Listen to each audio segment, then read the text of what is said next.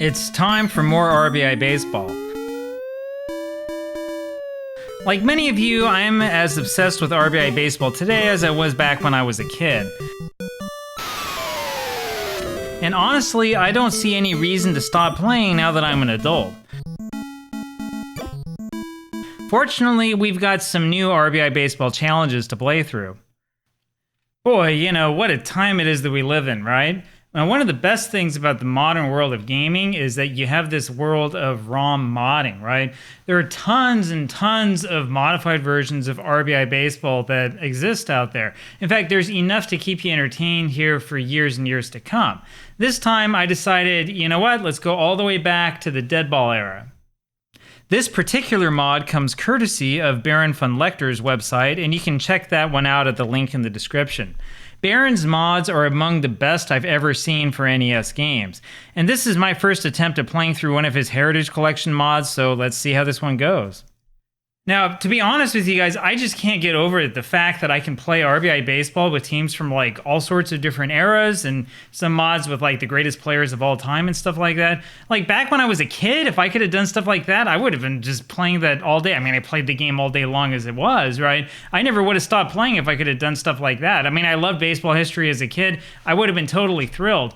And you know what? Maybe it's time to go back and relive my childhood. Of course, since this is 1908, we absolutely have to choose the New York Giants. If you're not familiar with this, the 1908 New York Giants are one of the most famous teams to come close yet fail at winning the pennant. The Giants finished a game behind the Cubs that year, just missing out on the pennant in one of the most famous pennant races in baseball history. And, of course, in the famous year of the pitcher, the Giants scored more runs than any team in either league and still lost out on the pennant. Now, you know what channel this is, right? You know what this channel is normally about. I'm going to be honest with you, I'm not playing a full replay. At least I'm not going to do that with RBI Baseball. I don't know. Maybe we'll have a project like this again sometime in the future, right? Let me know what you think, right? Maybe we should do the 1908 project again, go dust that one off and give it a second chance. But this particular project is shorter. This is all just about fun. And, there's nothing more fun than playing against the 1908 St. Louis Browns for the first game of the season. Unlike the Japanese version of Famistad, this version of RBI Baseball lets you select your opponent, so I just chose the team furthest on the left. And just like that, we were back in the Deadball Era.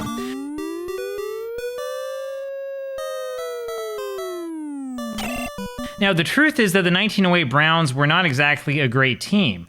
Their best player was almost certainly pitcher Rube Waddell. Well, Rube was the best player when he bothered to show up to the ballpark, that is. Now, if you're into baseball history, like if you're really into baseball history, you already know that there are hundreds upon hundreds of stories out there about Rube Waddell. Like, this guy was like all of the members of the Gas House Gang, the 34 Cardinals, like rolled up into one guy. And he would do bizarre things all the time, too. Like go run off the mound in the middle of a game while he was pitching, or go leave the team to play with like a semi-pro or amateur team just for fun or whatever, right? He was sort of like an overgrown child himself. But the most interesting story about Rube Waddell from 1908 comes from the day that he hit a home run. Okay, to put this in context, there was a total of 267 home runs overall in 1908 among all 16 teams. To put that into perspective, the 2025 New York Yankees hit more home runs than all Major League Baseball teams in 1908 combined. And so it was pretty big news when Rube's teammate Hope Ferris hit a home run in the 8th inning on August 9th to help beat the Boston Red Sox.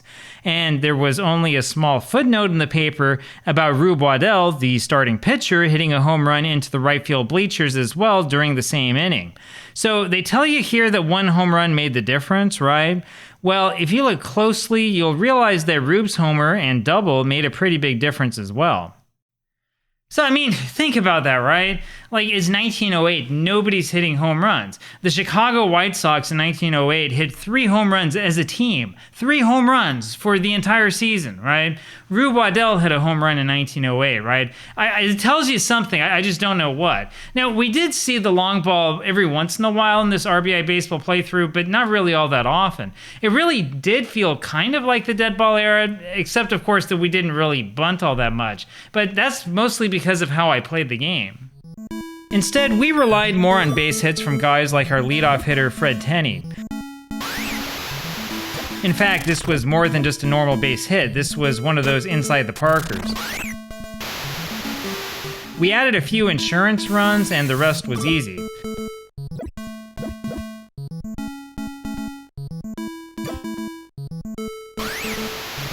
The immortal Christy Mathewson shut them out the rest of the way, and the game was easy.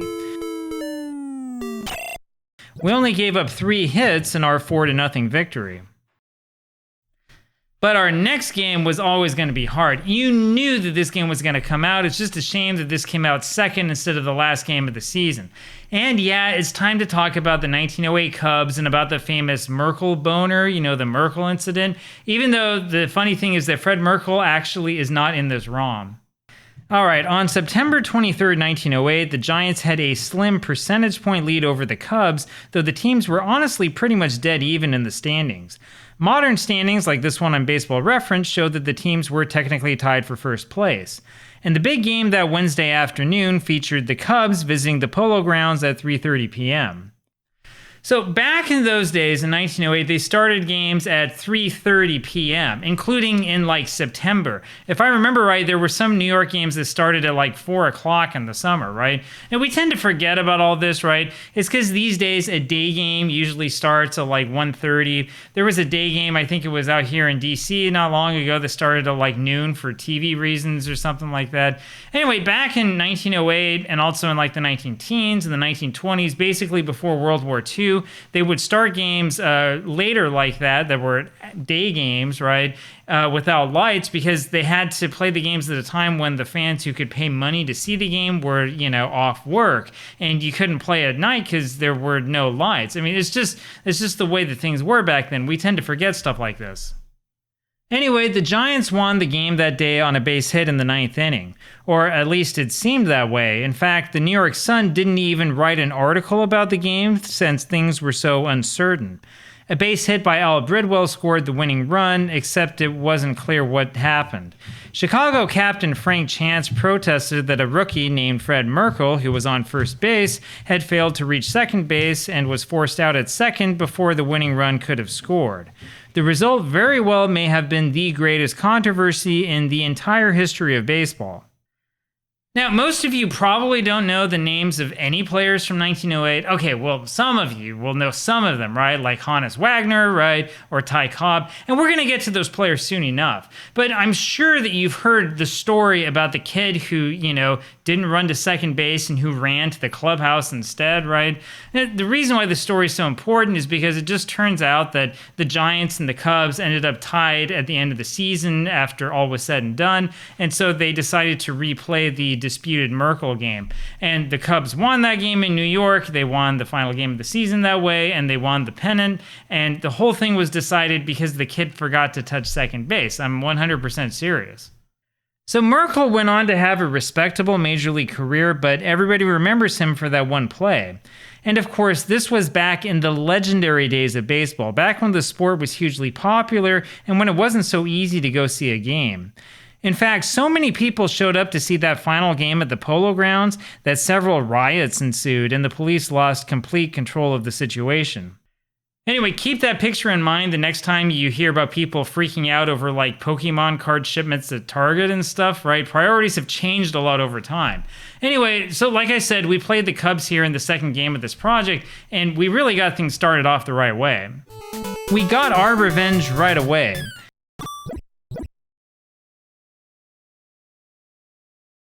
Mike Donlin, the real offensive star of the 1908 Giants, put us on top right from the start of this game, making the infamous three-fingered Brown look like a nobody.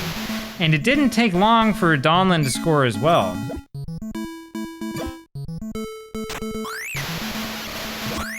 Now, another really cool thing about playing with this 1908 ROM is that you see tons and tons of errors, you know, sort of like the one that you just saw, right? You have to remember that back in those days, I don't have one of these mitts, but the players had those finger mitts, right? They were called finger mitts because it was like a glove that went over your finger. It's not like wearing like a batting glove or whatever. I have a story about that. I was looking around the basement back when I was a kid and I found this white glove. It was from when my mom got married, but I thought it was like a batting glove. I thought it was cool. I was like, look, Mom, I can same bat now. Anyway, yeah, that's the sort of childhood I had. But going back to 1908, right, the finger mitts had like maybe a little bit of padding. They were kind of leather, but it was like the size of your hand, you know? That's what it was like back then. So yeah, there were a little bit more errors then. But then again, for those of you guys who think the game was played by like plumbers and, you know, whatever back in those days, you have to remember that these guys were serious, right? Like, you get guys who would break bones and would stay in ball games. There was none of this, oh, I sprained my thumb and I'm out for 2 weeks type thing. No, back then, man, it was men who played the sport of baseball. It is nothing like that these days. We got your batting helmets and shin guards and all that stuff. Anyway, we were cruising along for a little while, and I wondered if anybody was going to score any runs against us. But then along came Johnny Evers with 2 men on and 2 men out. The result was an absolute nightmare for us, the one thing I thought we weren't going to see at all in this project. And just like that, we were down 3-2.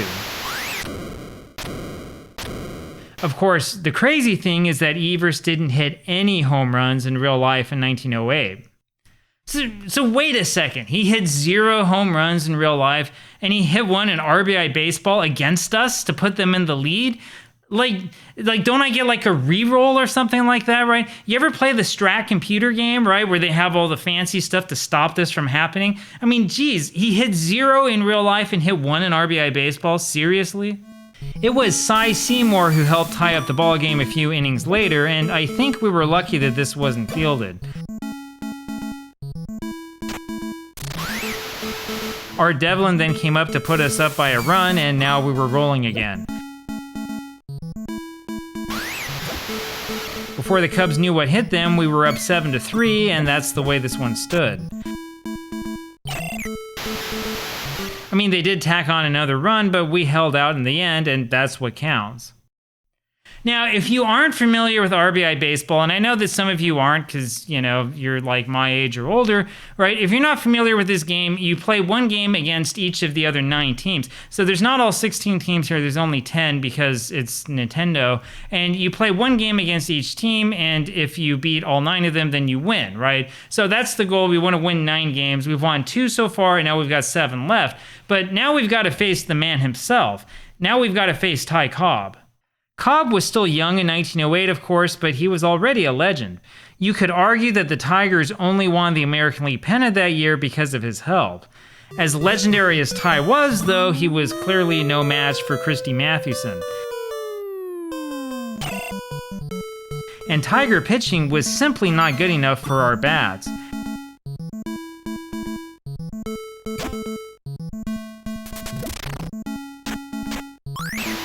Every time you turned around, we were scoring another run. Even Mathewson was driving them in. And this is really around the time that we started to roll in RBI Baseball. Yeah, so if you guys came here expecting something like realistic, I've got some bad news for you. Once we started to catch fire, there was just no stopping us. Detroit didn't score a single run against us, and these were the American League champions in 1908. Anyway, that meant that we got to face Honus Wagner and the Pittsburgh Pirates next. Yeah, you know Honus Wagner, the man behind the most famous baseball card in history? Well, it turns out that Wagner was no match for Iron Man McGinnity. And before you knew it, we already had this game pretty much out of reach.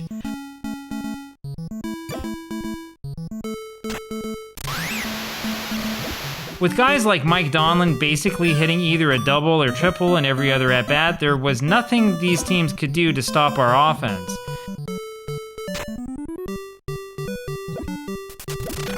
Even our pitcher helped us out by getting important infield hits in key situations.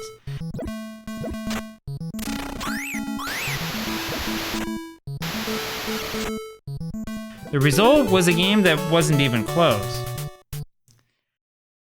Yeah, and that's kind of a problem. You see, the 1908 Pirates, though they might not be so famous, this was a really good team. They finished tied for the second place with the New York Giants at the end of the season that year. And this was one of those seasons where anything could have happened. I mean, the Pirates could have won the pennant if they had like 1 or 2 breaks here or there, right? In fact, they could have had a chance of winning the pennant if the teams had, made up the games that they missed as the season went on. That's another story for another day. Anyway, in this project, we just kept on rolling from there. I mean, Cleveland did manage to score a run or two against us, sure. But that didn't mean much when our offensive machine got rolling like this. With a score like this, it's not really worth showing you guys even the highlights. Now, I normally would have been worried about giving up home runs like this one against the Phillies, but the thing is that we were already ahead 8-0.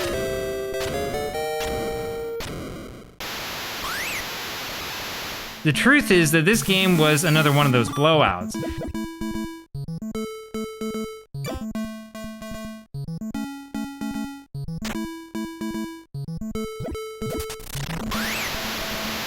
And not even Cy Young and the Boston Red Sox could slow us down. In fact, Mike Donlin hit a big home run in that game to blow things wide open.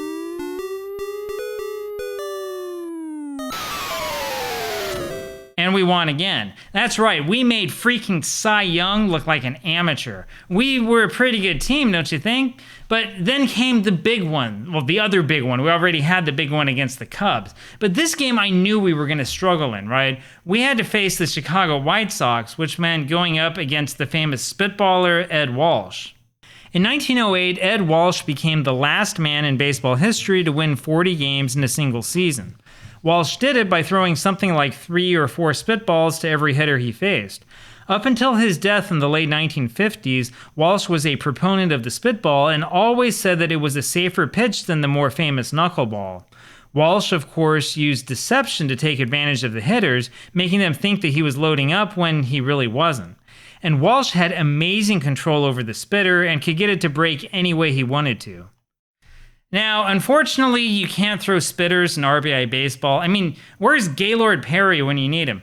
Anyway, the truth is, though, that in RBI Baseball, good pitchers will still do well in the game. And that's what we were up against when we faced Chicago. Fortunately, though, we had Mike Donlin on our team. Donlin was a big slugger back in those days, back before he left baseball for Broadway. And we were happy to see him sliding into home with the first run of this ballgame. We were up 2-0 not long after that, and we could use every run we could get.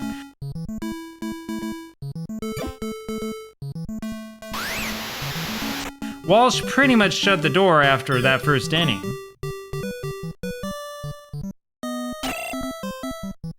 Now, this particular game, at least when Walsh was on the mound, this was the one game in this project that really felt like the Deadball Era.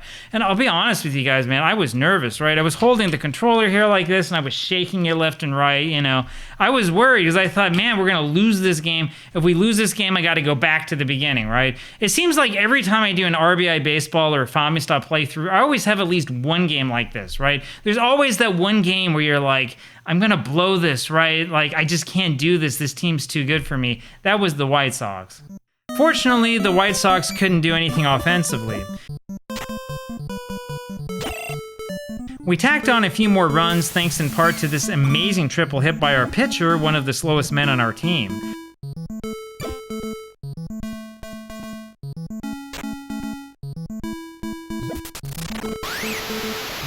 And in the end, our good pitching and our good defense won out.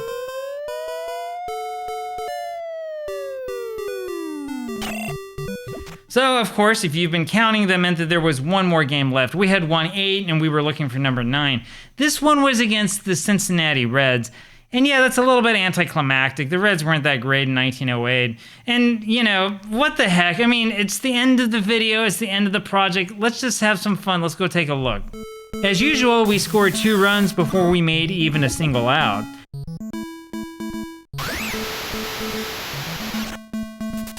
And we just kept scoring and scoring, especially when the computer made some of those funny 8-bit baseball errors.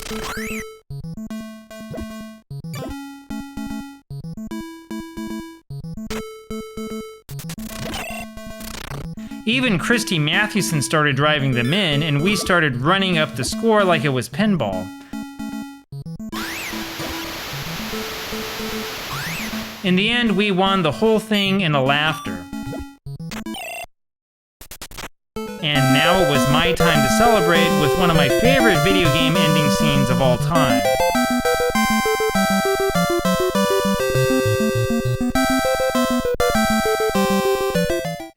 that's the way that we did it, and that's how the West was won, as they say. And so there's 1908 for you in RBI Baseball. This was a ton of fun to play, even though it wasn't as accurate as I guess it could have been. I don't know, maybe I should have bunted more often or something like that. I don't know. Anyway, go check out Baron von Lecter's page. I put the link in the description. Let me know when you look at the Season C offers what one you want to see next, and I'll make it happen for you. I want to play through all of these actually, but let's do a bunch of these for fun at first and sort of see what people think. Talk to you later.